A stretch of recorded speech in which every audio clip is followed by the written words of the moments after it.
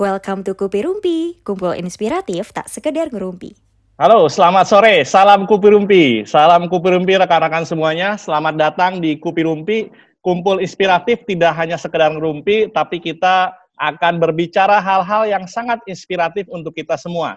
Hal inspiratif apa? Kali ini kita akan bahas mengenai bagaimana caranya kita berjualan yang efektif dengan digital marketing. Dan langsung saja kita panggilkan host kita, Bapak Ilham Muhammad Hasan, praktisi senior human capital. Silakan Bapak Ilham Muhammad Hasan. Oke, selamat sore. Assalamualaikum warahmatullahi wabarakatuh, rekan-rekan semuanya. Terima kasih, Bung Latif. Biasa kita menyebutnya rekan saya ini yang satu warung dengan saya di Kupi Rumpi.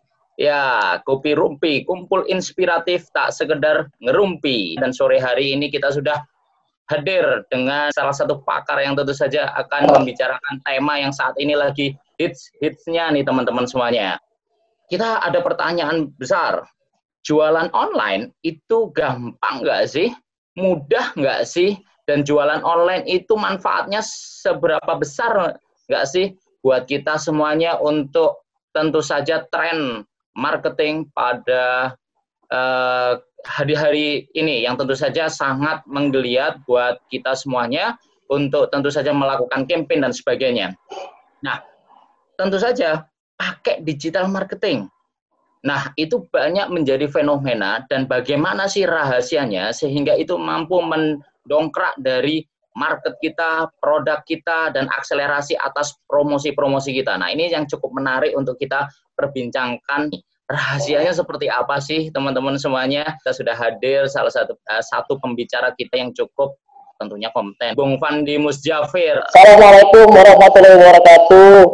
Terima kasih, selamat sore teman-teman. Terima kasih Bro Ilham, Bro Latif. Silahkan Bang Fandi untuk men-sharingkan, kami persilahkan untuk waktunya. Terima kasih Bro Ilham, Bro Latif. Saya kayaknya di sini melihat beberapa sahabat-sahabat saya di Astra Motor. Assalamualaikum warahmatullahi wabarakatuh. Terima kasih, selamat sore teman-teman. Saya lihat beberapa sahabat-sahabat saya di Astra Motor. Saya merasa kayak agak sedikit reuni dengan Bro Ilham, Bro Latif. Nah, sebelum saya mulai, saya coba klarifikasi atas pujian yang disampaikan Bro Ilham. Saya ini bukan ahli. Jadi, saya cerita waktu Ilham telepon saya bilang, dia bilang, kamu punya temen nggak untuk membawakan digital marketing? Oh, saya banyak, karena saya di Astra Digital kok. Kira saya bilang, kamu mau yang sertifikasi mana, Google atau apa? Ternyata dia nggak mau. Wah, gawat nih, dia bilang, kayaknya saya. Ya udah, saya bilang, intinya saya hari ini tidak berbicara sebagai ahli, tapi saya mau sharing apa yang saya lakukan selama yang saya tahu. Jadi justru mungkin kalau ada masukan dari teman-teman sore ini, kita diskusi mungkin bisa menghasilkan suatu ide yang bagus atau masukan buat saya. Oke, hari ini saya berbicara mengenai bagian sedikit dari digital marketing yang saya tahu. Jadi digital marketing itu luas, yang saya tahu itu luas sekali. Tapi saya ambil dua fokus, ini yang justru jadi core-nya digital marketing, intinya. Jadi yang lain gak usah dilakukan, dua ini dilakukan udah cukup menurut saya. Nah, saya bilang bahwa saya membicarakan tentang konten dan sosial media marketing. Nggak gampang, tapi nggak susah. Jadi kalau orang bayangannya, oh digital marketing gampang nih, bikin sosial media, iklan. Ternyata nggak segampang itu juga. Perlu effort butuh banyak untuk main digital marketing. Saya akan masuk, kenalan diri dulu. Jadi, saya agak mau disclaimer bahwa saya nggak ahli dalam digital marketing. Karena apa? Karena saya punya background pendidikan hanya akuntansi dan manajemen keuangan. Saya 12 tahun di Astra, kira-kira hampir jalan 13 tahun, 9 tahun jadi auditor, kemudian 2 tahun jadi big data analytics, kemudian sekarang saya di product marketing, megang Seva.id. Seva.id itu salah satu produknya Astra Digital, di mana di dalamnya teman-teman bisa beli mobil, bisa cari properti, bisa cari jasa keuangan, bahkan terakhir kita bisa ada jasa perpanjangan STNK. Jadi nggak usah keluar rumah, cukup order dari situ, STNK sudah selesai urusannya. Jadi inilah gambaran singkat Seva.id. Hari ini kita mau ngapain? Jadi ada 3 agenda besar yang mencoba saya sharingkan. Yang pertama adalah saya akan berbicara bisnis itu adalah kompetisi pilihan. Ini persepsi saya.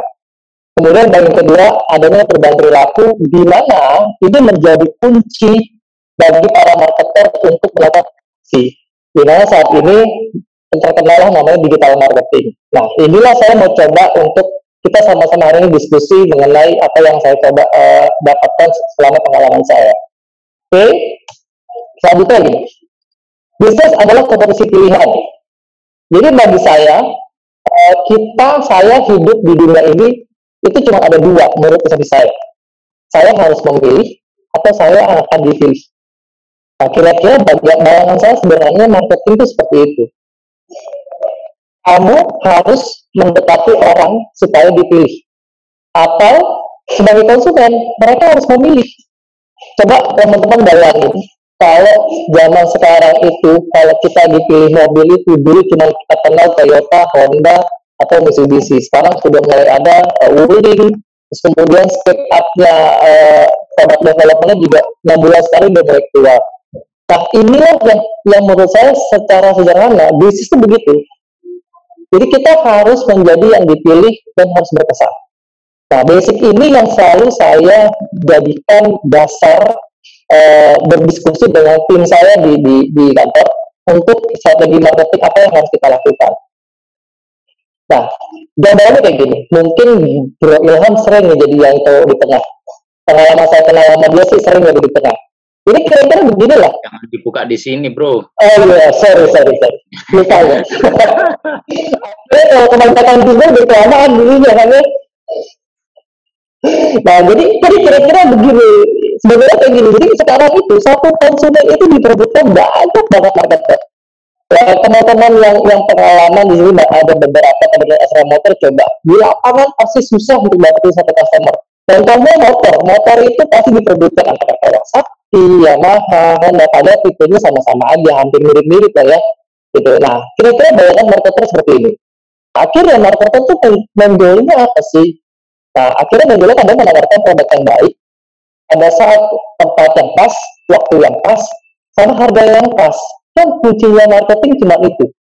4P kalau istilah marketing website dasarnya cuma 4P. Sama, digital marketing juga sama, itu aja 4P, cuman bedanya kita main di online, nggak ketemu konsumen. Oke, next ya. Ini 4 hal yang selalu saya bawa berdiskusi dengan teman-teman di kantor atau di tim saya. Jadi saya ada 4 cara berpikiran mudahnya gini. Pertama, kalau teman-teman mau bisnis, pikirin dulu bisnisnya. Bisnisnya mau ngapain? Gitu. Nah, saya pernah punya pengalaman bagus. Saya dulu sekolah study, ada teman jago marketing. Dia dosen. Sekarang dosen salah satu universitas swasta di Surabaya. Terus sempat kita diskusi bisnis yang bagus seperti apa sih? Dia cuma nyetok begini. Kan, gak usah susah-susah mikirnya. Lo bisa jago identifikasi kemalasan orang aja. Itu udah bagus, kata dia. Nah, itu yang selalu terngiang-ngiang dalam prinsip saya. Ya, sekarang ditranslate jadi bahasanya customer pain point. Mungkin teman-teman bisa googling customer pain point. Nah, ini sebenarnya definisi sederhananya menurut saya. Itulah definisi kemalasan orang. Misalnya contoh saat pandemi sekarang. Orang tuh udah malas keluar rumah. Makanya banyak services, home services. Nah, seperti itu yang ide sederhananya. Kalau udah dapat idenya, pertanyaan selanjutnya adalah siapa sih target konsumennya? Nah, ini yang paling penting menurut saya. Kira-kira idenya teman-teman itu seberapa besar konsumennya yang punya kemalasan hal yang sama dan perilakunya seperti apa? Saya kasih tanda orange karena apa? Karena kita sepanjang hari kita akan ngobrolin masalah yang orange ini. Ini fondasi dasar menurut saya untuk membangun strategi digital marketing. Oke, yang ketiga adalah bagaimana cara menggodanya. Produknya seperti apa, harganya seperti apa, nawarnya gimana dan di mana. Nah, dulu sebelum ada internet, intinya semua sebenarnya nggak ada yang berubah. Jadi mereka juga mikirin ini, cuma bedanya dulu tuh pasang billboard, sekarang jarang pasang billboard. Dulu pasang iklan di TV, jarang sekarang nguping ke YouTube misalnya. Bedanya itu doang. Tapi basicnya sama, kita akan ngomongin 2 poin ini. Ketika udah selesai dieksekusi, sekarang bagaimana hasilnya? Ya, kalau udah bagus, kita harus bersyukur. Tapi kalau belum bagus, dengan hal yang semangat, harus evaluasi. Kira-kira saya menjalani hal ini terus di kantor, sederhananya kayak gitu. Jadi kita setiap bulan tuh selalu polanya begini, evaluasi, cari ide, target konsumen siapa, cara bedanya gimana, evaluasi lagi, terus. Nah ini yang harus saya pakai dalam pekerjaan sehari-hari. Next, jadi sekarang itu sebenarnya kenapa ada digital marketing ya? Karena ada perubahan perilaku. Coba dari sini teman-teman yang dulu zamannya masih beli pos kota, Kompas, saya itu pengalaman ke beli pos kota, Kompas. Tapi sekarang juga kan, saya lebih sering buka detik.com. Nah itulah yang menjadi kenapa perusahaan atau orang yang jualan online itu jadi tren. Karena konsumennya berubah, behaviornya berubah. Nah, jadi sekarang fondasi dasarnya gini, kalau kamu punya bisnis, terus ada yang tanya, misalnya contoh Latif tanya ke saya, customer kamu siapa? Gimana kamu cara jawab? Saya pernah di review kayak gini, saya nggak bisa jawab. Salah saya jawabannya, ternyata gampang kan? Siapa customer kamu? Wah, berlibat saya jawabannya. Berarti apa? Saya nggak strong, saya nggak tahu konsumen saya seperti apa. Kalau saya nggak tahu, gimana caranya deliver message itu? Itu yang fondasi dasar. Makanya saya bilang, saya akan berbicara hari ini tentang bagaimana kamu tahu konsumen dulu sebelum kamu mau digital marketing. Karena spendingnya besar. Oke, biasanya dasarnya gini gampangnya. Umurnya berapa sih? Tinggal di mana? Kerjanya apa? Sampai dengan suka film apa? Suka musik apa? Nah, informasi yang kayak gini yang akan memudahkan teman-teman untuk tahu target konsumen seperti apa. Nah, wajib dicatat ya. Di sini ada gambar nih, ada 5 gambar. Misalnya ada gambar paling kiri, anggap aja itu suami istri, pasangan muda yang suka doyan belanja. Di bawahnya ada kakek nenek yang baru belanja makanan sehari-hari. Ada juga orang single mahasiswa yang sudah doyan belanja. Nah, mereka ini pasti punya kebiasaan berbeda-beda. Coba karena teman-teman bayangkan kalau teman-teman tidak tahu customer teman-teman itu seperti apa. Nah, inilah yang kadang-kadang kita suka berpikir terlalu canggih dulu. Karena basicnya ini kita belum benar. Ini yang kita lagi coba. Saya di kantor kita berusaha untuk spending waktu untuk diskusi masalah kayak gini. Oke, next. Saya ingat 15 tahun lalu ya, waktu saya masih remaja ya, waktu kuliah semester 1, semester 2. Itu dulu saya tuh masih suka beli koran Kompas. Terus kemudian suka iklan sinetron atau FTV lah kalau misalnya teman-teman masih ingat. Terus kemudian lihat brosur atau billboard di jalan. Sekarang masih sering nggak sih pertanyaan itu kan? Mungkin billboard masih lah ya. Tapi kan ada hal-hal yang udah saya nggak lakukan. Seperti saya udah nggak beli koran lagi sekarang. Nonton TV juga lebih banyak nonton YouTube, Netflix atau Instagram atau baca platform media. Nah, coba teman-teman bayangin kalau jadi seorang marketer, kalau masih beriklan di koran, masih beriklan di TV, spendingnya masih banyak sana, sedangkan konsumennya udah shifting. Bagaimana kita bisa produknya bisa dilihat? Nah, basicnya cuma ini aja. Logika berpikirnya saya cuma begini aja. Akhirnya kenapa itu berubah? Nah, tadi Ilham sempat menyebut. Nah, saya ngutip ada satu riset tahun 2019, itu sudah ada 150 juta loh pengguna sosial media. Penduduk mereka tuh spending rata-rata 8 jam internet, 3 jam sosial media, dan 2 jam pakai streaming video. Ini rata-rata. Coba bayangin begitu besar potensinya kalau kita benar-benar tepat strategi digital marketingnya. Tanpa panas-panasan, tanpa pasang billboard, tanpa harus fantasin buka pameran sana sini, cukup dari kantor, pasang digital marketing, pasang iklan, sosial media, kemungkinan besar potensi besar. Tapi pas segampang itu, tunggu dulu. Saya akan menjelaskan bagaimana persiapan yang harus dijalankan supaya eksekusinya bagus. Oke. Apa yang berubah dari Google? Jadi, apakah semua segmen itu beli dari online? Benar nggak? Mungkin teman-teman ingat waktu Tokopedia, saya sering-sering membahas ini. Waktu Tokopedia atau Bukalapak itu pertama kali masuk atau muncul di Indonesia. Kalau teman-teman perhatikan, kelompok mana yang bisa dulu? Saya sedikit akan riset. Dulu waktu Tokopedia atau Bukalapak atau sejenisnya, dia muncul ke Indonesia, itu masuk ke produk, price harganya itu antara 100.000 sampai dengan 2 jutaan kalau nggak salah. Produknya itu produk elektronik kebanyakan, tapi yang tidak mega high. Nah sekarang bayangin, udah muncul, teman-teman bisa melihat mereka tuh sudah mulai melebar ke bawah atau melebar ke atas. Pernah lihat beli gula, beli minyak, udah sampai sana loh sasarnya. Tapi sekarang untuk golongan mid high, untuk beli mobil, beli motor, saya rasa sekarang mereka di pasar itu udah berhasil. Menurut saya perlu waktu. Karena apa? Karena banyak research otomotif itu menggunakan internet hanya mencari informasi. Nah, kenapa saya bilang bahwa perilaku harus diperhatikan? Kalau udah kayak gini, berarti kan yang disiapin teman-teman apa? Banyaknya informasi di internet untuk produk-produk teman-teman yang golongan mid high. Nanti ketika waktunya sudah siap, mereka sudah siap spending waktu bayar online itu 100 juta gitu, misalnya pakai kartu kredit, itu udah, jadi teman-teman udah siapin dari awal. Karena ini saya buka 95% dia cuma dari informasi.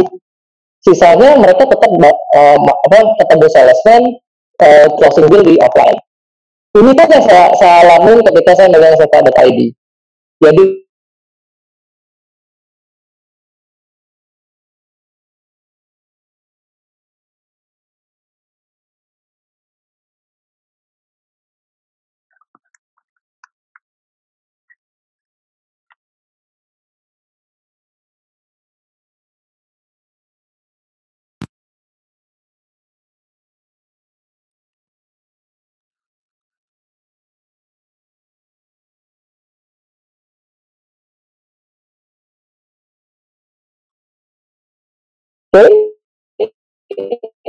setelah kita tahu berubah, akhirnya apa? Akhirnya peluang-peluang tersebut yang memunculkan alternatif baru. Makanya lah tren digital marketing. Sekarang saya contoh dari malam itu saya dapat informasi dari istri saya. Dia bilang gini, ini ada tipe mobil baru nih keluar. Dia lihat di mana? Di Instagram ya. Sekarang istri saya nggak pernah cari berita di detik.com. Searching di Instagram, misalkan ini gosip-gosip ya, lambe tura segala macam di Instagram. Nah itu yang berubah. Tantangan marketing atau tantangan bisnis adalah kunci di situ. Gimana caranya? Nanti saya jelaskan. Jadi intinya peluang itu yang menggeser, yang membuka peran digital marketing begitu penting. Sekarang pertanyaannya, digital marketing itu apa sih? Gimana caranya kita menjalankan digital marketing? Contoh gini, kenapa digital marketing itu cukup penting? Saya kasih dua analogi sederhana. Ini ada dua gambar hampir mirip ya, warna biru, kuning, hijau. Anggap aja warna biru, kuning, hijau ini adalah segmen customer A, B, C, gitu kan? Dulu, waktu zaman 1970 atau 1980 lah, ini kalau koreksi teman-teman kalau saya salah analogi ini. Tapi saya berpikir ketika zaman internet itu belum berkembang, sebagai marketer untuk melakukan penetrasi di market ini, dulu caranya gimana sih? Kumpulin. Karena saya di otomotif kan, saya sering lihat cabang tuh salesman ngeliat data. Oh kamu kanvasin ke A, ke B, ke C, coba browser ya, bikin pameran A, B, C. Nah, itu karena apa? Karena tidak ada teknologinya. Effortnya cukup besar. Nah, pada tahun sekarang, saya jujur saya sharing sedikit, saya di kantor tuh di Sefa.id juga melakukan yang sama. Saya kumpul tim saya, cuma bedanya saya nggak punya salesman. Akhirnya saya lihat, oke, Surabaya kita bagaimana cara bikin iklannya? Oke, Sumatera bagaimana cara bikin iklannya? Target cost-nya hampir mirip, cuma saya nggak punya effort, saya datang ke daerah tersebut untuk beberapa orang. Teman-teman bayangin, potensi itu yang banyak dilihat oleh marketer. Tapi jeleknya tuh kalau teman-teman salah strategi, yang diuntungkan itu bukan perusahaannya, yang diuntungkan itu Google, Instagram, Facebooknya. Mereka ngumpulin orang cerita-cerita sukses ini, akhirnya orang bernafsu untuk spending iklan di mereka. Nah kalau nggak benar kan hilang tuh 100 juta, 2 juta, bahkan Instagram itu sekarang itu sudah 20% kalau saya dapat data kemarin itu kontribusi iklan Instagram terhadap Facebook itu 20% dari total pendapatan Facebook. Itu cukup banyak ya. Nah, itu menurut saya akan selalu berkembang. Nah, logikanya kalau kita benar menggunakan teknologi yang sudah ada, harusnya bisa membantu pengguna mendapatkan produktivitas yang lebih baik. Nah, inilah yang harus kita gunakan, yang harus kita manage dengan baik. Caranya gimana? Oke. Kemarin itu saya ada pertanyaan sedikit dari kolega saya. Kalau saya ingin melakukan digital marketing, apa yang harus saya lakukan? Saya tanya gini. Saya selalu tanya logika sederhana lah. Saya pedagang. Gampangnya gini. Kamu punya budget berapa? Saya bilang, oh budget saya sekian. Atau saya nggak punya budget. Oh ya udah, logika sederhana aja. Kalau kamu ingin mau dapetin sesuatu di digital marketing, ya kamu punya asetnya dulu dong. Kalau nggak punya budget, nggak usah bikin website. Nggak bisa bikin website, bikinnya sosial media gratis. Nah, itu yang pilihan teman-teman mau bikin website, mau website atau sosial media. Terus kemudian pertanyaan selanjutnya, kontennya seperti apa? Mau gambar, foto, tulisan, dan video. Baru strateginya mau ngapain? Mau iklan atau tanpa dia iklan? 3 poin ini sebenarnya fondasi untuk menjalankan digital marketing atau jualan online. Cuma bedanya, ada yang dapat hasilnya bagus, ada yang dapat hasilnya bagus. Kenapa? Karena tidak seindah itu dengan digital marketing. Cukup berdarah-darah menurut saya. Karena cuma bedanya, teman-teman itu nanti nggak punya selesai banyak, tapi harus punya tim konten yang banyak. Saya akan jelasin selanjutnya. Itu berbicara mengenai cuma 6 ini Pak, teman-teman. SEO, SEM, content marketing, social media marketing, affiliate marketing, sama marketing. Atau ada SMS lah, bisa ada, mereka namanya SMS. Tapi saya bilang SMS sekarang udah jarang dipakai karena biayanya cukup besar. Nah, saya sengaja menghitamkan konten marketing dan social media marketing. Karena apa? Karena beberapa literatur yang saya baca, kalau main digital marketing, creating itu-nya dulu deh. 2 itu dulu. Yang atas yang bawah itu akan segera mengikuti menurut saya. Akhirnya sehari ini saya nggak mau bicara yang atas sama yang bawah. Saya mau bicara yang hitam. Oke. Jadi banyak para ahli itu bilang begini, konten marketing itu kayak bahan bakar. Nah, sedangkan sosial media itu seperti mesin. Jadi kalau ini top, ketemu marketnya, ketemu layarnya, ini yang bisa membawa perusahaan meraih kesuksesan. Basicnya gitu. Saya mempelajari itu, kok kenapa sih analogi kayak gitu? Nah, saya coba untuk bahas satu-satu. Oke. Nah, ini persepsi saya ya, Pak, ya teman-teman. Bagi saya, konten marketing itu bagaikan jantung bagi digital marketing. Contoh, saya bilang, orang digital marketing itu nggak punya salesman, Pak. Mungkin teman-teman yang berasal motor atau punya bisnis punya tenaga untuk menyapa konsumen. Kalau digital marketing nggak ada nyapa. Yang nyapa siapa? Konten itu. Kalau konten itu nggak bisa menyapa, bahaya. Hilang biayanya. Karena wajib diingat bahwa people do business with people. So, jika kamu nggak punya people untuk menyapa people, berarti kamu harus punya sesuatu yang seperti people untuk menyapa people. Jadi kamu harus punya konten yang kira-kira harus punya apa? Maka saya bilang itu dekatkan itu. Saya A, B, C. Misalnya contoh, ada pelari yang sehat banget nih. Terus kemudian ada orang yang merokok tiap hari. Ada orang yang rajin olahraga. Kalau suruh meter, logikanya orang pasti yang merokok itu salah. Nah, ini begitu juga dengan digital marketing. Kalau teman-teman nggak punya konten yang bagus, nggak punya jantung yang bagus, itu larinya nggak kenceng, Pak. Nah, ini makanya saya bilang bahwa saya naruh konten itu di depan. Inilah yang fasenya berdarah-darah untuk orang jalan digital marketing. Next. Kontennya seperti apa sih, Pak? Nah, Indonesia. Saya sedih. Kualitas hidup Indonesia itu ya orang lebih suka sensasional.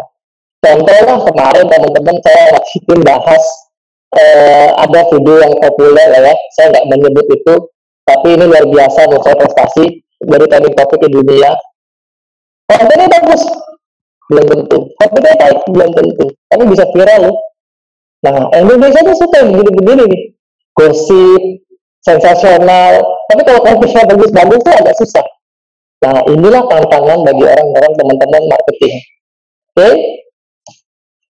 Nah, saya coba sharing. Jadi bagaimana sih buat konten yang bagus? Nah, ini saya pribadi lah. Saya itu punya pikiran gini. Saya tuh sering habisin berjam-jam untuk bikin konten. Instagram saya pribadi. Bahkan untuk ngedit video foto aja satu aja bisa 1 jam ya Pak. Kenapa? Karena kalau saya tuh pilih gini, kalau saya nggak happy sama konten saya, gimana yang ngeliat Instagram saya itu happy? Basicnya itu aja. Kalau nggak happy ya susah orang mau ngeliatin apa yang kita. Coba ini saya kasih ilustrasi. 4 akun Instagram ini kan enak banget dilihatnya. Warnanya bagus, fotonya bagus, mereka punya gambar unik, berpola. Nah, inilah mulai suffer nih. Mikirin idenya, konsepnya seperti apa sih? Nah, barulah kita mulai masuk ke titik-titik yang benar-benar harus kita berpikir keras. Oke. Nah, pagi tadi, saya setiap pagi tuh kalau sadar ya, saya buka handphone atau sepanjang hari, pasti sering ketemu dapat email marketing, dapat push notifikasi atau dari web atau mobile apps. Kadang-kadang suka isi ya Pak, teman-teman banget. Tetapi itu fakta, kita hidup di zaman yang benar-benar bebas, nggak bisa kita batasin. Paling tidak kita nggak bisa buka, kita hiraukan. Kenapa? Karena marketing itu sering disebutkan dengan fakta-fakta yang menarik. Itu berhasil mengakuisisi dari blognya mereka.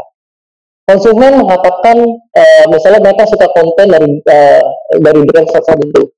Nah, jadi konten positif inilah yang mengundang banyak-banyak marketing melihat ini peluangnya. Kita harus banyak fighting di sini. Akhirnya yang berubah konsumen. Harus banget Pak. Setiap hari kita terima email marketing. Nah, bagaimana? Pertanyaan adalah, kita kan nggak bisa menghindari opportunity ini. Pertanyaannya, bagaimana effort kita supaya tidak sia-sia? Itu pertanyaan penting. Ini yang kita selalu evaluasi terus sama tim saya di kantor. Karena apa? Saya ada satu fakta yang sederhana tapi cukup menarik. Jadi gini, jadi 50% lah email itu spam.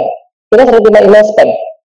20%, jadi 20% dari email yang kita kirimkan itu hanya 20% yang dibuka sama konsumen. Baru dibuka ya Pak. Jadi ketika ada buka Gmail, dapat judulnya, buka, habis itu tutup lagi. Bayangin, kalau kita effort kirim 1.000 orang, 20% ada 200 yang buka. Nah, yang ngeklik, ngeliatnya beratnya pakai link itu cuma 2%. Bayangin, dari 1.000 cuma jadi 2%. Effort bikin kontennya berminggu-minggu.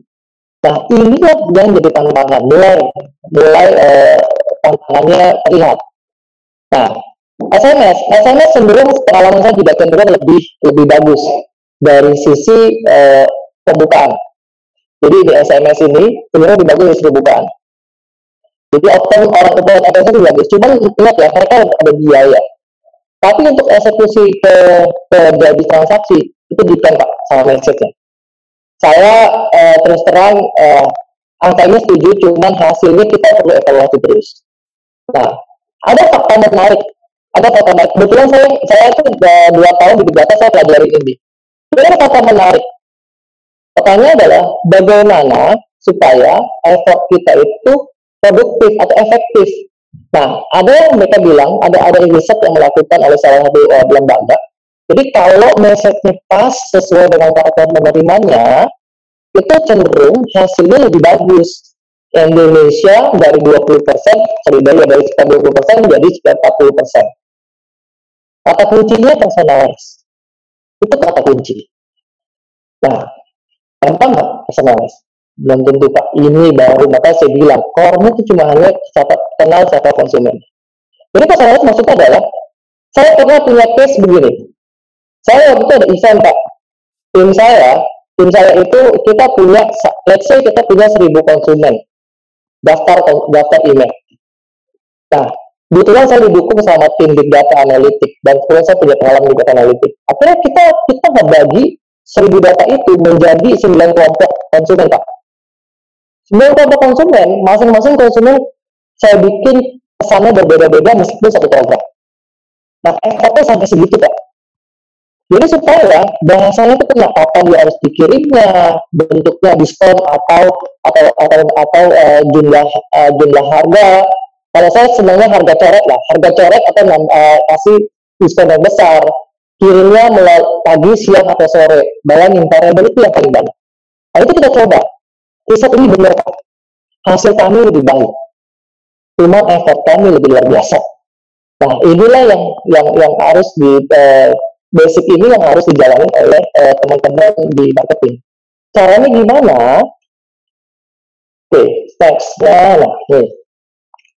Mungkin teman-teman marketing istilah persona ada yang belum familiar. Intinya gini lah. Kita harus mikirin mereka supaya mereka mau mikirin kita. Caranya gimana? Saya ada 5 poin besar. Pertama, identifikasi poin-poin mereka yang tadi kemalasan. Mereka lagi susahnya apa sih? Mereka lagi laksanain tugasnya apa yang mau mereka bawa. Terus kemudian mereka sering dipengaruhi sama siapa sih? Misalnya contoh saya kalau beli barang dipengaruhi oleh istri saya. Berarti apa? Kalau bapak jual barang ke saya, berarti apa? Yang ditembak itu saya atau istri saya yang disasar. Atau iklannya bentuknya keluarga atau gimana? Nah, itu maksudnya. Atau misalnya contoh tempat apa yang harus saya tempat favorit mana yang suka mempengaruhi saya. Nah, kemudian konsumen itu punya ngerasain experience seperti apa? Endingnya konsumen itu mau nyari apa sih? Tujuan objektifnya apa sih? Basicnya 5 poin ini. Jadi teman-teman harus benar-benar secara continuous itu review kembali segmen customer-nya seperti apa, karakternya seperti apa. Caranya gimana? Kalau saya punya bos, waktu itu ngomong begini Pak atasan saya, yang saya pelajarin. Kalau lo nggak tahu, ya tanya lah. Simpel kayak gitu doang. Kalau nggak tahu, tanya. Kenapa? Karena angka itu, kalau yang saya pelajarin, hanya bisa menghasilkan what happened. Apa yang terjadi? Kalau untuk pertanyaan kenapa terjadi, ya ditanya. Misalnya contoh, dari 1000, cuma hanya 2% yang buka. Dan itu kan data. Tanya kenapa? Nggak akan tahu kita kalau nggak nanya. Biasanya saya tanya tuh mengenai mereka demografinya apa sih, social statusnya apa sih, aktivitasnya apa sih, sampai dengan experience-nya mau gimana sih. Informasi itu dikumpulkan, saya kasih ilustrasi, akhirnya kita breakdown, kalau saya ini breakdown ada empat persona. Yang pertama, kita punya Johnny, seorang pelajar, dia concern banget sama budget ya, misalnya itu mungkin anak kos-kosan lah ya, gitu kan. Kemudian ada Ben, dia udah menikah, petani, orangnya sih going, jadi dia nggak terlalu loyal sama Ben misalnya. Ada namanya cinta, gitu kan, single, terus kemudian dia seorang penulis dan orangnya energik. Energi itu biasanya kalau diskusi itu atau nawar itu suka lama Pak, misalnya kayak gitu, kayak gitu. Dan satu lagi namanya Freya. Nah, 4 customer ini itu tidaknya udah tahu nih, oh saya punya 4 nih. Nah, mana yang sesuai dengan produk teman-teman? Barulah kita bangun konten berdasarkan hal itu. Maka saya bilang konten itu ada pelumas. Gimana cara bangunnya? Nah, yang kedua gini, yang selanjutnya adalah ya saya terus terang bilang sama teman-teman di setelah diskusi, saya suka baca teori ya, baca buku gitu, termasuk saat saya mau sharing hal ini. Jadi suka nggak suka, saya bilang gini, udahlah, saya lebih suka di tim saya misalnya contoh hanya 2 orang yang mikirin konsep, sisanya pikirin ide, eksekusi seperti apa. Karena kuncinya bagi saya adalah kreativitas Pak, teman-teman. Kreativitas itu akan jadi pembeda. Kalau teori, maksudnya apa yang, contoh ya, apa yang saya sampaikan hari ini, saya nggak bisa ngejamin bahwa hasilnya bagus. Kalau idenya kalah sama ide orang lain. Nah, sesimpel itu pikiran saya. Jadi benar-benar kreativitas harus benar luar biasa. Caranya gimana? Tidak bisa sendiri Pak. Kita harus punya tim. Makanya saya bilang, kalau dulu offline, punya tim kanvasan yang gede. Kalau menjual marketing, tim konten yang harus besar. Di kantor saya itu ada banyak banget desainer, fotografer, videografer untuk nyiapin ini. Jadi kalau di digital marketing atau main online, itu hanya perang konten. Saya tuh sangat suka ketika menunggu masa pemilih, Pak. Jujur aja, terlepas dari siapapun calonnya. Yang saya pelajari itu adalah ide-ide kreatifnya, konten videonya, dari kompetisi itu yang saya suka, konten videonya, terus kemudian bannernya. Mereka berusaha untuk membuat konten yang selalu diingat oleh calon pemilihnya. Nah, inilah yang menurut saya teman-teman bisa mulai dari sini. Ini seperti apa? Tergantung strateginya, Pak. Kalau Bapak ingin tim konten video atau gambar, ya Bapak perlu nyiapin orang yang jago foto atau orang jago edit video. Minimal gini lah, minimal orang yang bisa nulis caption. Nah, caption tuh kadang-kadang kita berpikir tuh hal sederhana ya, Pak. Saya tuh punya toko online. Nah, saya sering disuruh sama istri saya itu update Instagram. Satu caption itu saya sering termenung itu 20 menit, Pak. Nulis apa? Karena saingannya banyak bikin caption tuh luar biasa. Makanya ada jasa penulis caption. Ada itu usaha kayak gitu. Mereka melihat opportunity itu. Nah, ini yang akhirnya saya bilang content team adalah sangat penting di era digital sekarang. Oke? Nah, sederhananya saya tadi jelasin A sampai Z, cuma ini saya bicara. Why? Kenapa kamu harus bikin satu marketing? Tujuannya apa?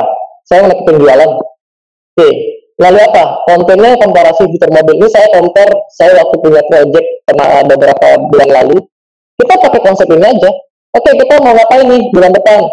Saya marketing jualan. Apa yang mau ditingkatin? Oke, mobil segmen A, segmen B. Oh, ternyata berdasarkan kita ada satu segmen yang kita ngeliatin fitur-fitur mobil sebelum dia beli mobil. Oke, saya banyakin fitur itu. Jadi kalau kita bikin konten komparasi fitur mobil. Segmennya siapa?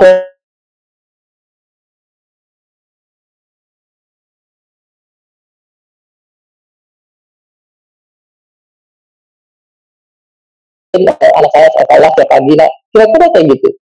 Nah, biasanya mereka tuh nggak kenal mobil, justru mereka cari di YouTube. How? Akhirnya saya research tipe mobilnya seperti apa sih yang dicari, gimana cara merekamnya, mereka butuh informasi apa di video tersebut. Kapan saya akan publish 1 kali dan 1 hari? Gimana saya publish itu di YouTube channel saya. Nah, kira-kira sebenarnya kita berbicara ini aja. Rangsang timnya Bapak untuk selalu gunakan pertanyaan ini. Nah, inilah yang mungkin bisa menjadi step awal bikin digital marketing. Oke, next. Sekarang saya berbicara mengenai media sosial. Nah, tadi saya bilang konten, sekarang media sosial. Jadi, ada pendapat orang tuh bahwa sosial media memang menjadi inti. Karena apa? Karena 150 juta pengguna media sosial ada di sana. Orang kalau bengong makan siang, orang pada dengan handphone yang dibuat pertama kali pasti Instagram, YouTube, atau Facebook. Yang mau gimana lagi? Saya pun juga sering sama keluarga mau bikin aturan sama megang handphone, tangan tuh gatel aja ngeliatin Facebook padahal nggak ada apa-apa. Nah, itulah yang sekarang ini terjadi. Nah, saya pertanyaannya gini, saya pernah baca satu fakta, jadi saya punya hipotesa. Apa? Jadi Instagram itu akan membagikan 55% pendapatan iklan melalui IGTV. Saya pun nggak pernah coba pernah sekali atau 2 kali. Nah, saya pikir gini, kalau Facebook udah rencana strategi kayak gini, siapa sih yang akan disasar? Yang disasar itu adalah influencer. Influencer yang biasa posting video di YouTube. Supaya itu pindahin ke sosial media Instagram. Habis itu ngapain? Ini hipotesa saya. Ketika semua orang pindah ke Instagram, sebentar lagi Facebook itu akan bikin namanya social commerce. Jadi orang udah bisa belanja lalu Facebook langsung bayar. Bayangin, kalau udah kayak gitu website itu udah berguna menurut saya. Karena sekarang mayoritas orang tuh kan di Tokopedia itu kan pindah dari Instagram ke Tokopedia. Karena apa? Karena nggak punya payment. Paymentnya mesti transfer. Tapi kalau Instagram sudah bisa payment, lo bayangin. Apa yang terjadi sekitar 10 tahun lagi bisa kejadian kayak gitu. Nah, ini yang Akhirnya saya dapat insight bahwa ya udah sosial media itu nggak bisa kita hindari lagi. Akhirnya saya dan tim di kantor ngeliatin masalah koin ini. Gimana caranya? Jadi saya coba merangkum, ada buku bagus, ada 12 hal yang harus bisnis tahu mengenai digital marketing. Saya ambil cuma satu bagian tentang sosial media. Ternyata dia bilang begini, ada 9 hal yang harus diketahui untuk ketika merubah sosial media Anda, itu bisa menghasilkan jualan. Yang pertama adalah jadilah pendengar yang baik. Jangan egois menurut saya. Kalau teman-teman nggak tahu atau teman-teman merasa belum berhasil, ya tanya mereka apa yang harus kami improve. Basicnya cuma itu. Basicnya itu. Dari gimana? Bisa survei, bisa direct message, minta pendapat, DM follower-followernya, bisa kayak gitu. Bahkan saya baca beberapa success story orang yang jual Instagram. Itu biasanya mereka itu sering jualan direct message, Pak. Kalau punya 100 ya mereka ngobrol ke satu orang. Karena bagi mereka orang terdekat kalau nggak mau beli produk kita, apalagi orang-orang yang jauh. Nah itu yang menurut saya analogi cukup bagus. Terus yang kedua, fokus. Harus tahan godaan. Sabar menurut saya adalah kunci. Nah, contohnya gini, marketing itu saya tahu ada active marketing, ada passive marketing, Pak. Jadi, active marketing itu kalau misalnya teman-teman mau jualan, ya jualan. Hard selling langsung di kontennya. Jangan hari ini jualan, besok soft selling. Hari ini soft selling, besok jualan. Fokus saja. Jualan ya jualan, soft selling. Kalau ada pertanyaan saya bahwa saya tanya sama tim, kalau kita gimana? Nah, saya terus terang, bisnis itu ujung-ujungnya ngitung di bawah kok. Kita kan mesti manage stakeholder. Nah, kalau saya maunya adalah saya mau manage stakeholder, saya juga mau manage brand. Jadi porsinya adalah 80-20 kalau saya. 80 saya jualan, 20 itu masa transisi itu soft selling, bangun brand, kenalin service kita apa. Nah, seperti itu, Pak. Oke, dan selanjutnya adalah kualitas dulu atau kualitas. Teman-teman pernah dengar jasa beli follower 10.000 gitu ya, atau dapetin follower dengan cara singkat giveaway. Saya ngelakuin ini, Pak, di bisnis pribadi saya. Saya ngelakuin ini. Jadi waktu itu saya bagi-bagi, saya dapat follower banyak, Pak. Habis itu nggak ada yang beli, Pak. Nggak ada yang beli. Kesalahan saya adalah saya tidak manage follower saya itu setiap hari. Itu nggak ada yang beli. Jadi percuma saya beli follower banyak, 2.000, 3.000, tapi nggak ada yang beli. Kalau tujuan mau jualan. Jadi lebih baik kita punya 100, tapi dia bisa kita manage setiap hari dan bisa menghasilkan buat kita. Itu kalau saya. Oke. Kedua, kemudian tentukan pilihan kamu. Karena waktu terus berjalan. Nah, saya menjelaskan bahwa cara bangun Instagram itu ada dua. Organik atau anorganik. Nah, organik itu biasanya tanpa iklan, Pak. Bangun konten aja. Nanti harapannya bisa word of mouth. Jadi ada teman yang merekomendasikan akun sosial medianya teman-teman sekalian. Kemudian kontennya yang punya value atau bisa viral. Nah, ini saya susah jawabnya. Tapi kalau menurut saya, kalau saya gini, saya tuh lebih suka lebih baik konten yang baik, tapi bisa viral. Ya, susah. Nah, kalau misalnya nggak bisa, saya mempertahankan konten yang baik aja, nggak usah yang viral. Kenapa? Tadi saya bilang di depan, Indonesia itu yang sering viral itu adalah suka sensasional. Peluangnya itu 1/1000 lah, saya yang bilang. Nah, itu yang agak susah saya. Nah, kemudian kalau nggak bisa kerja sendiri ya cari selebgram. Kalau teman-teman punya budget 100 juta, 2 juta, atau sampai 5 juta, bolehlah pilih Atta Halilintar atau Raffi Ahmad atau Karin. Promote sosial media teman-teman. Nah, pilihannya siapa yang mau di endorse tergantung dari siapa target marketnya teman-teman. Ya, oke, sekarang ada yang raise hand dari Pak Andika. Kami persilahkan Pak Andika untuk unmute, kemudian langsung bertanya. Terima kasih Mas Ilham dan Mas Fandi. Pertanyaan saya ada dua. Pertama tentang TikTok, kedua tentang Instastory. Seminggu lalu saya pernah ikutan salah satu IG Live, salah satu brand consultant. Dia bilang bahwa generasi Z ataupun yang lahirnya tahun 97 ke bawah itu mulai shifting dari Instagram ke TikTok. Sedangkan dari Facebook kan pindahnya ke Instagram. Nah, kalau kita punya target segmennya mereka, bagaimana Mas Fandi melihat efektivitas TikTok sebagai media untuk jualan? Satu. Kedua, ini tadi kan katanya harus konsisten kita posting ya untuk membangun brand ataupun untuk jualan. Ada pengaruh nggak kalau kita setiap harinya di Instastory atau setiap harinya di Instafeed? Itu ada pengaruh nggak sih dari efektivitasnya? Terima kasih. Oke, saya jawab yang pertama ya Pak, berdasarkan pengalaman. Saya sering juga pertanyaan ini sering terjadi di diskusi sehari-hari di tim saya kan. Iklannya mau gimana, Instastory atau feed atau kita pakai TikTok atau tidak. Nah, kalau produknya memang segmen marketnya adalah orang pengguna TikTok atau golongannya, yang perlu dicek begini Pak, yang perlu dicek. Apakah mereka bermain TikTok itu motivasinya nyari uang, ya, atau namanya terkesan sama konten? Ini yang saya cari tahu. Nah, saya terus terang saya nggak mempelajari, belum mempelajari perilakunya TikTok.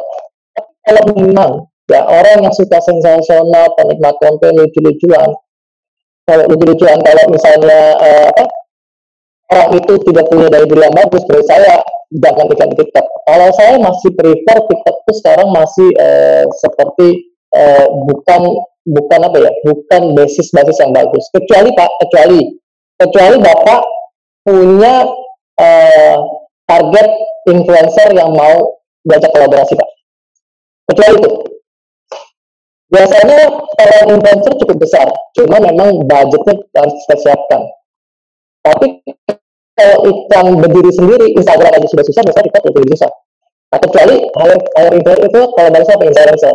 Karena saya perhatikan jangan terlalu lihat pengikutnya. TikTok itu lihat sebenarnya mereka bisa punya pengikut yang sangat loyal media atau loyal konten. Nah, biasanya kalau saya pernah mengalami saya punya brand yang bagus, mencoba pakai influencer itu bagi saya dari bayangan saya minimal lumayan ribu, dan saya yang komen itu minimal 100. Jadi saya menggunakan influencer ABCD, saya mau testing sebenarnya influencer itu bagus atau kemudian ternyata saya adalah influencer ABCD yang ada di Instastory. Saya pernah dengar sebenarnya sekarang itu orang lagi menikmati konten visual, gambar bergerak, video dulu. Saya katanya sekarang malah berfollower itu dapat karena ya trennya di Tokopedia itu tren orang jualan mic, jadi portable. Saya riset YouTuber itu makin banyak. Saya bandingkan dengan influencer, kayaknya 10 yang besar itu mungkin biasanya saya perhatikan komen di visual saya perhatikan komen akan banyak. Kalau dia setiap posting komen 20 terus ngobrol kayaknya orang itu dia berefek bandingnya sampai scroll ke atas. Begitupun kalau saya sendiri sekarang TikTok kombinasiin antara feed sama Instastory itu adalah saya pasang dua-duanya ke media influencer. Makanya lihat konten itu harus kuat. Bandingnya itu bagus, saya mungkin bisa jadi satu program kalau gambar aja itu saya harus siap gambar Pak. Jadi kalau pertanyaan TikTok itu menurut saya belum bisa jawab karena saya belum masuk area situ. Tapi kalau saya mau coba kombinasi pengalaman saya membutuhkan saya kasih tip and trick, jangan terlalu lihat pengikutnya, tapi lihat brandingnya mereka setiap posting media atau posting konten. Biasanya kalau mereka punya branding yang bagus, komennya itu begitu banyak, like-nya begitu banyak. Jadi bayangan saya minimal follower 10.000, yang komen itu minimal 100 lah setiap posting itu udah oke. Kayak gitu. Kemudian saya jawab pertanyaan kedua, posting di IG feed atau di Instastory. Saya pernah dengar sebenarnya sekarang itu orang lagi menikmati konten visual, gambar, bergerak, video. Makanya sekarang alat-alat Bapak pernah lihat trennya di Tokopedia itu tren sekarang jualan mic, terus portable set YouTuber itu makin banyak. Saya mengambil insight gini, kayaknya di kedepannya itu mungkin orang banyak mungkin mulai visual menurut saya, karena YouTuber akan banyak berkembang. Nah, bayangan saya kalau kita di feed itu kayaknya orang itu cukup efek Pak untuk melihat scroll ke atas. Saya sendiri sekarang kombinasiin antara feed sama Instastory. Saya pasang dua-duanya Pak. Makanya tim konten itu harus kuat. Contoh ya Pak, saya punya satu program, gambar aja, itu saya harus siapin 10 gambar Pak, yang berbeda-beda jenis ukurannya. Karena apa? Karena saya belum punya data bahwa sosial media yang feed atau yang instastory itu lebih banyak mana yang beda-beda jenis ukurannya. Karena apa? Karena saya belum punya data bahwa sosial media yang feed atau yang instastory itu lebih banyak mana yang engagementnya. Nah itu akhirnya saya strateginya semuanya Pak. Saya lagi testing nih. Saya lagi testing mana yang lebih oke. Tapi bayangan saya kalau di saya pribadi saya lebih suka lihat instastory daripada feed. Itu aja Pak, saya jawabnya. Mereka kayak gitu Pak. Mungkin ada apa? Ya, ada pertanyaan lagi nih, Pak Fandi. Terima kasih tadi pertanyaannya Pak Andika. Sekarang ada pertanyaan dari Pak Yodi kalau nggak salah. Nah, ini saya. Rekan kita dari Bali nih, guys. Indonesia bagian tengah. Mas Ilham, bisa dibantu nggak pertanyaan? Nah ini mohon jawabannya, funneling marketing cocoknya kemana ya? FB atau IG? Itu pertanyaannya. Wah ini pertanyaan, biasanya pertanyaan. Oke, apa kabar, Bro? Ya harusnya ini gue tanya ke lu nih, sebenarnya lebih experience nih. Oke, saya sharing aja Kak. Jadi funneling itu saya bagi dua. Pertama adalah funneling ketika beriklan, kemudian funneling kita ketika iklan itu menghasilkan sebuah prospek. Saya bagi dua. Kalau funneling iklan itu tadi saya bilang impression, klik, visit sampai dengan conversion. Nah kalau saya menggunakan itu funneling di Facebook sama IG itu sama aja semuanya karena itu satu perusahaan. Ketika iklan di Facebook sama di IG itu sudah menghasilkan suatu misalnya kita udah dapat nomor telepon orang yang kemungkinan besar berminat. Di tim saya nggak ada bicara di tim saya itu menamakan namanya cold leads. Jadi orang yang kira-kira berminat kita namakan cold leads. Nah, cold leads itu kita punya verifikasi namanya verifikasi leads. Jadi ada beberapa pertanyaan yang harus diisi sama hot lead tersebut. Baru kemungkinan besar itu jadi hot leads. Nah, hot leads ini baru yang kita olah, mulai tawarkan program. Jadi kalau ditanya funneling mana, Facebook sama Instagram menurut saya itu sama. Karena itu satu perusahaan. Kenapa? Karena kita bikin iklan itu selalu di Facebook Ads Manager. Tapi kita bisa pilih iklannya mau muncul di Facebook atau di Instagram. Nah, dari iklan tersebut Mas Yodi dapetin 10 nomor telepon konsumen Mas. Nah 10 itu namanya hot leads. Nah hot leads ini diverifikasi kan sama misalnya Mas Yodi punya tim sentral di region Bali misalnya gitu Mas. Jadi ada tim khusus yang khusus follow up leads di region Bali yang dari iklan IG sama ini. Oke, Bapak berminat ya. Oke, berminat Pak. Tinggal di mana Pak? Tinggal di daerah Bali atau Karangasem lah kita lihat sih. Nah, nanti tim itu yang distribusi ke tim Karangasem. Nanti tim Karangasem itu yang follow up ke konsumennya langsung. Nah, dari tim Mas Yodi yang di region, itu tinggal tanyain Mas setiap hari, ini sampai mana, problemnya di mana, nggak convert jualan. Jadi funneling itu cuma sederhana seperti ini, hot leads, terus kemudian hot leads, kemudian transaksi, sama not deal. Kalau saya di kantor seperti itu. Nah, kemudian yang susahnya adalah standarisasi masing-masing penyebabnya. Itu susah tuh. Jadi kalau nggak ada standarisasi, kalau ini susah Mas Yodi. Misalnya contoh, Mas Yodi dalam sebulan dapat leads itu sekitar 1.000. Terus yang not deal-nya itu 50%. Gitu kan? Nah kalau Mas Yodi cuma tahu 50%, berarti 500 ya nggak ditransaksi. Sampai situ kita, kalau saya, itu akan dapat apa-apa. Jadi verifikasi not deal-nya kenapa? Misalnya contoh, cuma tanya-tanya saja sekitar 70%. Berarti harus kita rubah tuh targeting iklannya. Tapi kalau hasilnya, ternyata dananya nggak cukup. Nah, berarti Mas Yodi harus datang nih ke leasing. Tanya, kita ada segmen kayak gini, bisa peluang nggak untuk nurunin yang dana nggak cukup ini. Nah, seperti itu pikiran Mas. Mungkin ada tambahan? belum jelas. Jadi funneling Facebook sama Instagram harusnya sama, nggak berbeda dari sisi ilmu funneling analisis yang saya pelajari ya. Kira-kira seperti itu. Oke, kira-kira seperti itu Pak Yudi. Ini ada pertanyaan lagi Pak Fandi. Ini dari Randi Palembang. Udah nyebutnya kayak nostalgia dengan Astra Motor nih. Iya. Dan ini kan masih keliling kan. Biar makan Pak itu. Gimana Satria nih, Mas Ali, gimana Satria gimana masih buta Pak? Berkaitan dengan kondisi COVID-19. Aman.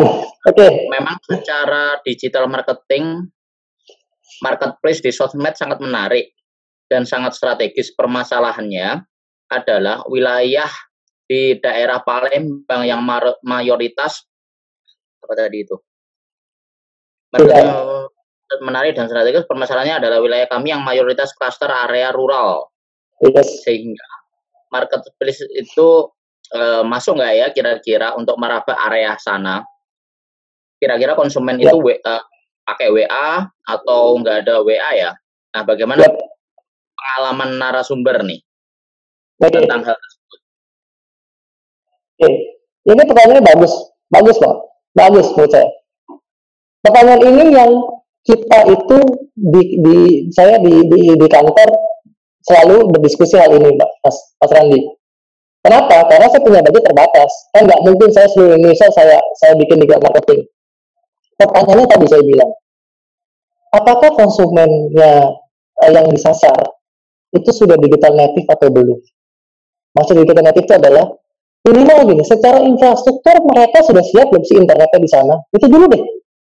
Kalau sudah siap, pertanyaan selanjutnya, apakah mereka pakai internet itu buat sosial media atau cuma buat WA? Kalau katanya cuma buat WA, berarti apa yang disiapkan? Bukan iklan Facebooknya, tapi database yang dikuatkan, Mas Randi. Database yang dikuatkan. Nah, poin yang kedua, saya pernah diskusi sama salah satu rekan saya di Astra Motor kebetulan. Jadi gini, kalau sekarang dulu kita kumpulin namanya nomor telepon pasti dilengkapin ya. Cuma kan seperti bilang, satu SMS aja isinya itu biayanya itu sekitar 250 perak. Kalau Mas Andi punya konsumen 1000, berarti kan Mas Andi harus modal 2,5 juta, ya kan? Nah, mulailah shipping pelan-pelan dapetin emailnya, tapi sambil diedukasi. Kalau dia nggak suka lihat Facebook, nggak apa-apa, tapi harus buka emailnya. Jadi itu saran saya cuma itu aja sih. Lihat dulu karakter konsumennya. Kalau dia memang nggak siap digital native, jangan dipaksain kita iklan di era tersebut.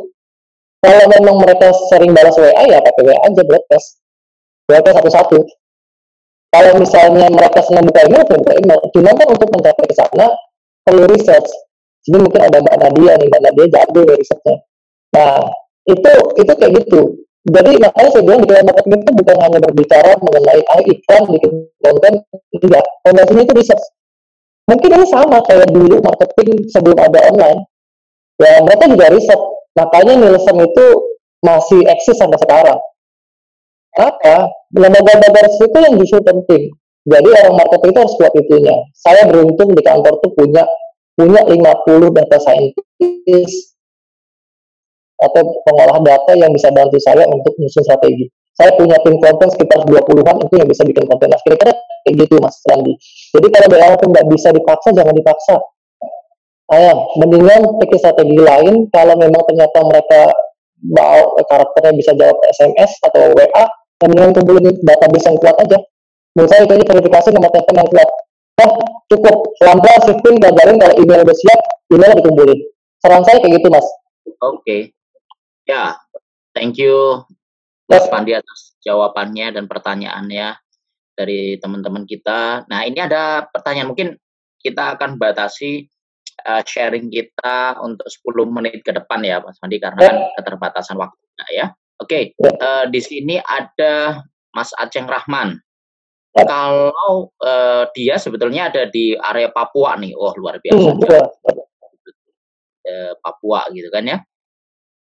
Papua ini lebih banyak yang pakai FB dibanding IG. Kalau post sehari itu sampai 3 kali di FB, apa enggak nantinya membuat post pertama tenggelam ya? Itu sih. Ya, jadi gini, benar. Post pertama tenggelam itu pasti, sudah pasti, sudah pasti. Cuman saya bilang saya berusaha mempelajari bagaimana caranya Instagram atau Facebook untuk mengenalkan akunnya kita secara organik, Mas. Kan kalau nge-post itu kan strategi organik tuh. Nah, makanya saya bilang pasti tenggelam. Tapi setidaknya minimal setiap waktu akunnya Mas itu ada di feed-nya follower-nya, Mas. Jadi saya datanya kayak gitu. Jadi misalnya lagi sarapan pagi tiba-tiba postingannya Mas muncul. Karena orang-orang tuh pas sarapan pagi, kalau saya pasti saya sama Ilham aja kadang-kadang depan-depanan kalau sarapan pagi dia lihat Instagram, saya juga di Instagram. Atau kayak gitu. Minimal pagi, setiap pagi saya tuh selalu posting jam 6:30 pagi. Karena asumsi saya, teman-teman saya itu buka Instagram pas saat pagi. Nah, asumsi saya kayak gitu dulu. Nah, lihat kan, pasti dia ngeklik. Ya, untung-untung dari 10 orang yang klik, dia akan nge-post yang lain. Nah, kemudian usaha lagi, siang, pas mau makan siang, posting kan jam 11:30 atau 12 siang. Cari yang lucu-lucu, pasti ada yang komen, Mas. Terus kemudian malam, jam 7 tuh biasanya. Jam 7-an tuh orang pada buka Instagram, bisa lihat lagi. Posting tuh. Nah, pasti tenggelam. Tetapi, setidaknya tujuannya saya mengenalkan Instagram saya atau Facebook saya, itu minimal follower aware. Untung-untung, kontennya itu menarik untuk bisa orang lain, Mas. Saya analoginya kayak gitu. Nah, kalau ini menarik bisa, misalnya contoh kayak kemarin Latif tiba-tiba saya posting, Insta story, dia mention saya. Coba kalau saya masih tidur, pasti besok paginya tuh saya baru posting gitu misalnya. Nah, itu yang logikanya yang saya pakai, Pak, sehari-hari, Mas. Jadi karena apa? Karena kalau nggak kayak gitu, kita kalah sama algoritma Instagram. Nah, ini jarang orang tahu soalnya. Karena saya juga orang di data. Jadi kita pelajarin algoritma Instagram. Nah, ini yang harus diketahui. Makanya saya bilang itu beratnya. Saya punya jualan online. Saya nggak sanggup untuk bikin konten 90 hari. Berbeda-beda. Nah, itu saya nggak sanggup. Jujur aja orang Instagram pribadi saya udah sukses. Tapi saya mau coba berlatih kan. Sanggup ya saya bikin konten 3 kali sehari. Ternyata susah loh. Susah loh. Posting foto, ngedit itu susah loh. Untuk bikin konten yang bagus. Nah, kuncinya sebenarnya keluaran konten. Gak usah worry, Mas. Itu tenggelam. Kalau saya ya, itu saya udah worry. Minimal setiap orang ke Instagram ada muncul postingannya Mas ya. Itu saya jawabnya, Han. Oke, thank you bro. Ya, ini ada pertanyaan lagi nih. Dari agak susah nih nyebutnya namanya. DCUKBHQ. Sorry, tapi siapapun itu pertanyaannya cukup menarik. Apakah ada porsi ideal antara konten edukasi vs promosi ketika kita ingin membangun engagement dengan konsumen? Oke. Bagus ya. Kalau udah bangun punya engagement ya menurut saya soft selling aja terus. Menurut saya soft selling aja terus. Kalau memang jualannya udah aman gitu. Misalnya contoh eksperimen saya nggak mau jualan, saya mau soft selling. Saya mau bikin konten-konten yang emosional misalnya. Ya fokus itu aja, Mas. Kalau memang tidak misalnya gini, strategi digital marketing itu belum jadi fokus utama sekarang dari tim marketingnya bapak-bapak sekalian atau teman-teman yang ada di sini, dan itu akan 3 bulan lagi baru kita bisa utama. Ya menurut saya bagus full 80-20 lah istilahnya. Kalau saya bilang sih minimal 80-20, atau kalau saya 90-10 itu udah oke.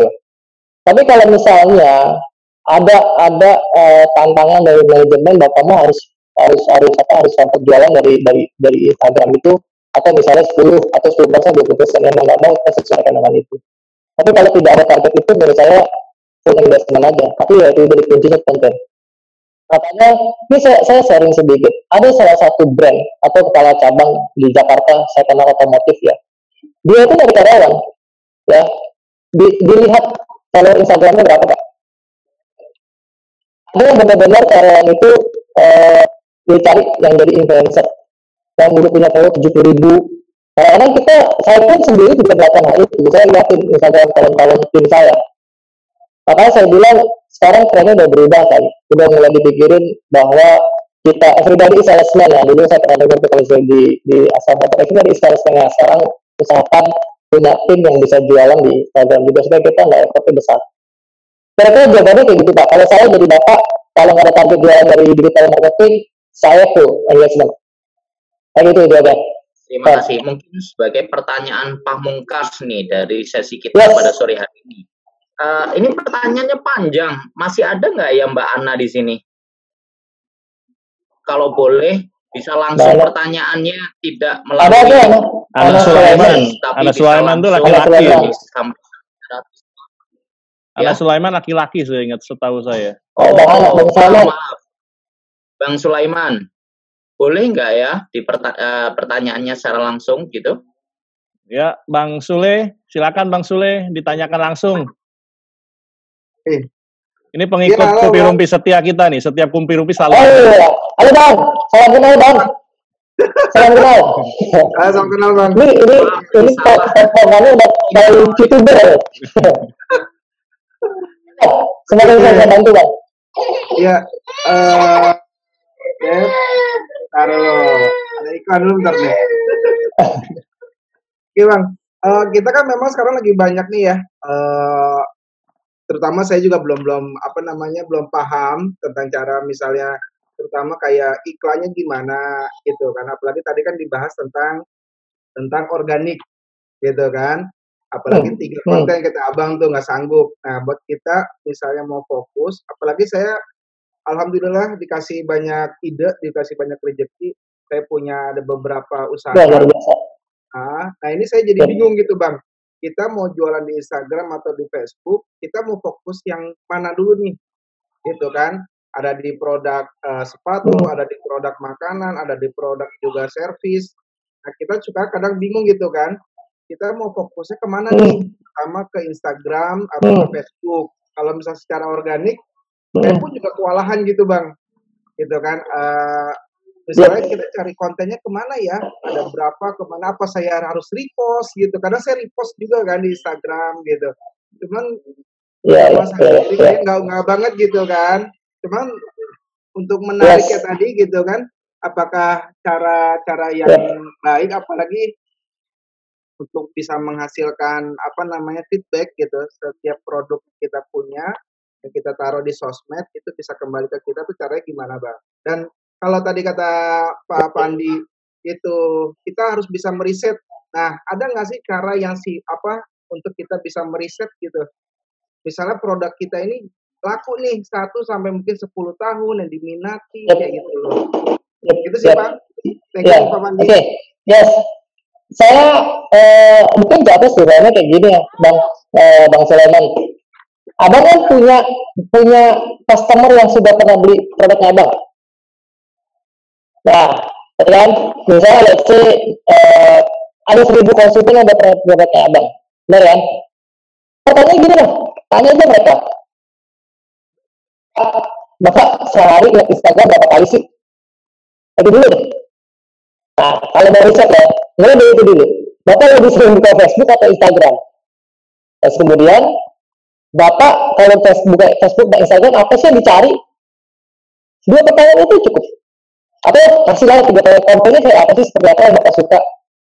Nah, udah 3 pertanyaan itu, akhirnya Abang ada 3 pertanyaan selanjutnya yang bisa melakukan pengelompokan customer. Gampangnya gini, tanya umurnya, tanya pekerjaannya, atau saya tinggalnya di mana Bang. Nah, kelompokin 3 pertanyaan itu, kombinasiin sama 3 pertanyaan di awal.